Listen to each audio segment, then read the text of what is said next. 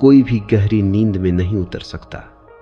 श्वास को महसूस करते करते, शरीर के प्रत्येक भाग को ढीला छोड़ने, 2 पैरों की उंगलियों से लेकर सिर तक जैसे देह स्वयं धरती में घुल रही हो, जैसे तुम धीरे धीरे भारहीन हो रहे हो।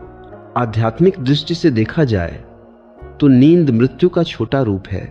हर रात अहंकार का विसर्जन होता है, मैं कुछ समय के लिए मिट जाता है, और इसी कारण बहुत से लोग अनजाने में नींद से डरते हैं। वे नियंत्रण खोने से डरते हैं। स्लीप मेडिटेशन इस डर को प्रेम में बदल देता है। यह सिखाता है कि नियंत्रण छोड़ना भी सुरक्षित है, कि अस्तित्व तुम्हें थामे हुए है। जब तुम ध्यानपूर्वक नींद में उतरते हो, तब तुम मृत्यु से भी मित्रता करना सीखते हो, और यही मित्रता जीवन को भयमुक्त बना देती है। धीरे धीरे जब साधक इस विधि से परिचित होता है, तब उसे अनुभव होने लगता है कि नींद अब केवल अचेतन अंधकार नहीं रही, बल्कि उसमें एक सूक्ष्म जागरूकता बनी रहती है।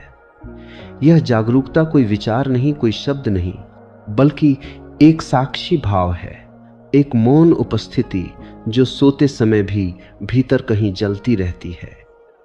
यही वह बिंदु है जहां ध्यान और नींद मिलते हैं, जहां विश्राम और चेतना एक दूसरे के विरोधी नहीं रह जाते, बल्कि एक ही अनुभूति के 2 पहलू बन जाते हैं।